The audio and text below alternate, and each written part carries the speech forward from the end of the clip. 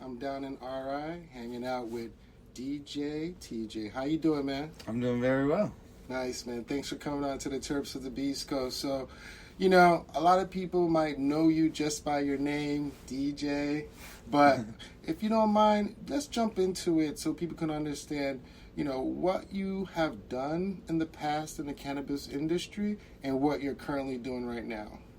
In the past, I was lucky and blessed to do some things in the cannabis industry that really geared me to where I am now. I used to work for a travel company for Amsterdam. That was through High Times, and I got to do Amsterdam travel and meet a lot of people from back in the day, like people like Nicotine, and people really influenced me to follow my dreams and to put me where I am now today. Being in Rhode Island, I've been cultivating legally for medical grows for about 5 years now. I'm at Growth Industries in Rhode Island now. We're a legal cultivation facility in Warwick, Rhode Island. Cultivation and growing is something that I love to do. It's working with the plant is one of the most amazing jobs you can have. Meeting people like Omar from the past and all tons of people, become friends of the industry. It's a very special industry to me and something that I love to do. Nice, man. Thank you for all you've done so far, and let's dive into some of the experiences that you've had in Amsterdam. You want to talk about a few? Give us a little bit of. So Amsterdam's a special place. Best city to get lost in. Right. Come across a coffee shop and stop and smoke. You know, they have different places where you can buy your cannabis and enjoy your smoke and have some food at the same time, which is amazing. Nice. Hopefully we'll get to that someday. Hey, you know, we're on the path. We're on the path. I mean, at the end of the day, we're looking at where Massachusetts, it has medical and adult. You guys down here have medical, and I also hear that you guys are also about to be on the horizon for adult use as well. Is that correct? Yeah, that's what we hope. You know, with the whole lottery thing that just went on, opening the more dispensaries was a little weird situation with all the ping pong balls and having a bingo set style system for it, which is, you know, not really normal. But we'll see where that's going. That's what we're hoping for, is recreational. Soon as it gets recreational, it's going to open a lot of doors for the struggling cultivators in Rhode Island. Nice, nice. So, before we even dive deeper and get into it with you, I just want to jump into some of the Terp Nation questions since you are a cultivator. So, and I already know the answer, but I'm going to ask it anyway. So, when it comes to cultivation, do you prefer salt or do you prefer organic? When I say organic, just soil. I prefer soil. At work, we use like the Grodan Rockwell. Mm-hmm. I think you can both get a good product, but I prefer soil. I think you get a better taste and flavor from soil.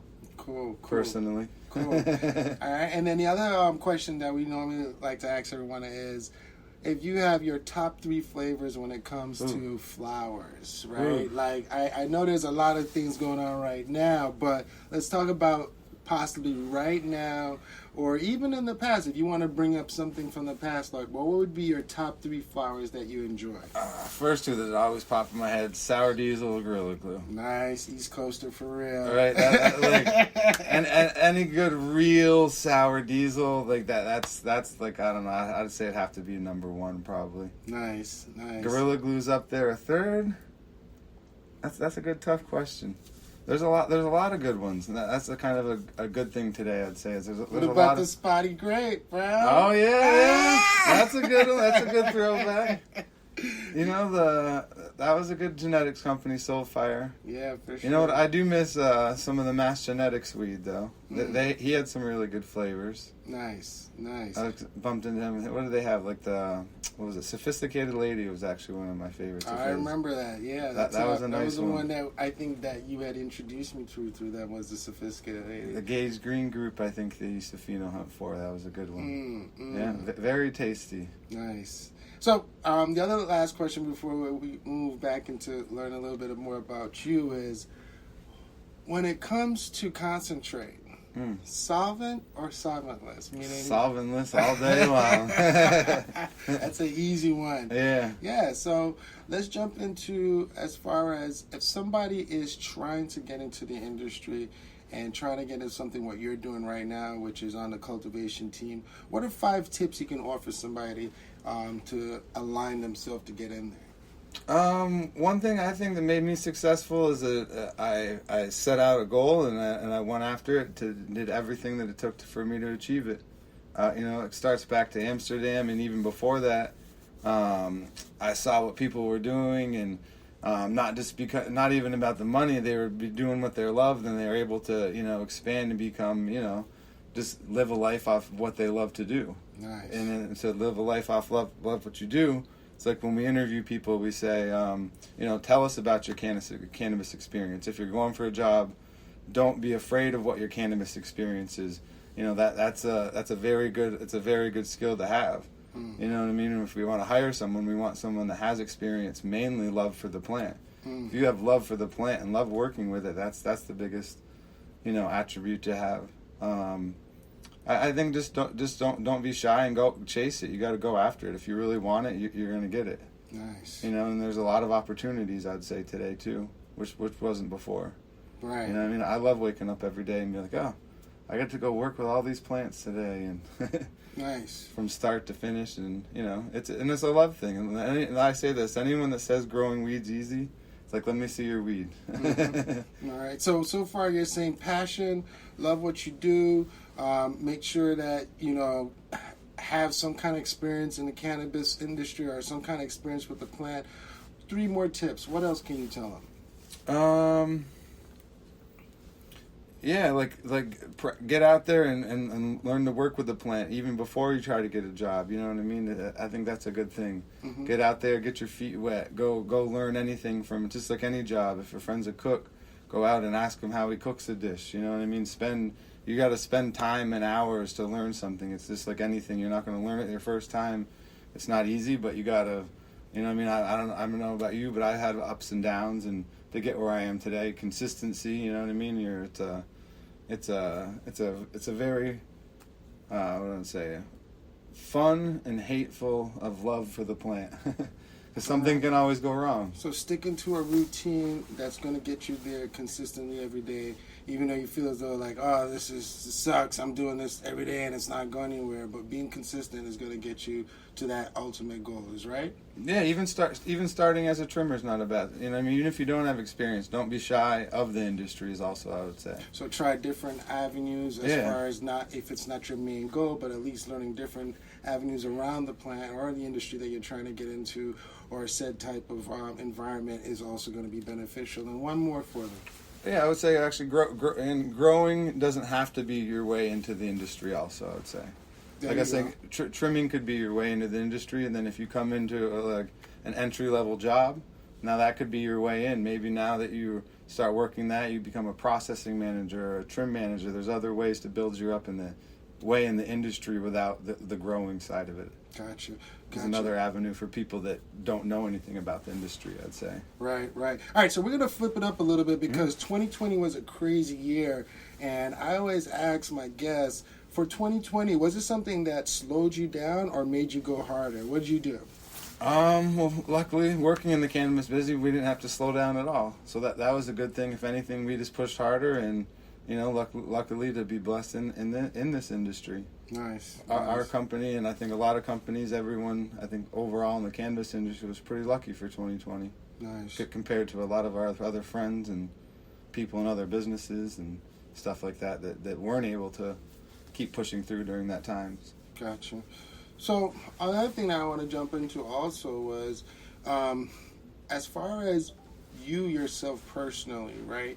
What kind of resource do you fall back on just to keep yourself going when you're doing your day-to-day tasks? Do you have anything that you utilize as far as maybe as a reference point or something that, maybe there's a book that you like to read once in a while, or maybe there's something that there's something that kind of keeps you on chart or on course, right? Is there something, any kind of resource you have in that mind that you want to share with us? I mean, it's kind of a loaded question. I say a lot of things. There's a lot of things that motivate me or different things. Okay. music. There you go. So you jam it out? You got Oh, like a yeah. set list that you do? You gotta when you're have the in it? music, Okay. right? The music definitely sets the mood. Okay. I'll definitely throw on some reggae for, that's definitely my go-to. All right. Plants love it, I feel. Nice. What else? Having, especially working with the plant, you want to be working with good people. So we're big about team environment, making sure that everyone is on, good energy, good vibes. That's a big thing about just me in general. I think if you're going to work with anyone, you want to be able to have good energy and just good energy to work. Nice. If you don't got good energy to work, it's not going to be a good working day. Nice. And when you love what you do too, that's the easiest part. Nice. When you love what you do, you can't really, like I say it all the time, it's not work.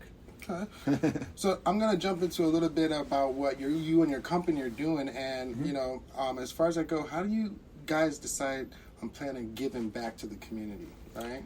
We mainly a lot of, I guess it is our company, but our boss, he does a lot of different fundraising things. Nice. From they do like tons of golf tournaments for like the breast cancer, autism.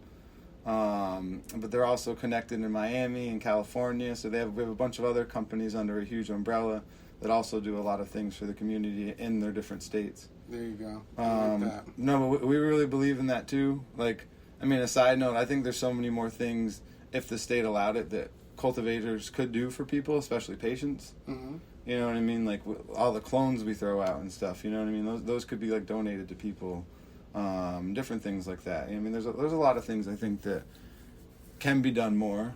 But we also do a lot of even for like employees. We make sure that every employees are taken care of. Nice. You know what I'm saying? So we have a very big team family atmosphere. There you go. Yeah. So I know I've asked a lot of questions, but I always like to flip this question on everybody. Is there anything that you would have asked that I did not ask you? No, you've hit on everything that I can think of. Yeah, nothing that I could think of is, this was fun. It wasn't as bad as I thought it was going to be. A little nervous. I appreciate you hopping on to the Terps of the Beast Coast. What we're doing, as I said, is we're just highlighting those that I know on the industry level. Not everybody I know, but people that I've met in the industry, and I feel that they should be highlighted. So that's what this is about. There's a lot of big MSOs out there and a lot of, operators out there and a lot of people who are now getting into this industry. And I just want to make sure that we have our story recorded and shared forever so people can understand, where we're coming from. Because I'm telling you that as far as we keep progressing in this industry, there's going to be a lot of people hopping in who don't have the love for the plant like we do. And Terps of the Beast Coast is going to try to keep those guests on here that do have the love for the plant and the love for the patient. So with that said, is there anything else you want to share with us? Oh, no, I appreciate it. I think you just said that very well. Thanks, man. Yeah, seriously. Appreciate you. All right, so, hey, listen, I don't have any ads on my show. So this is why I always say this at the end. If you could either do all three, like, share, and comment on the episode that you like, it'll be greatly appreciated.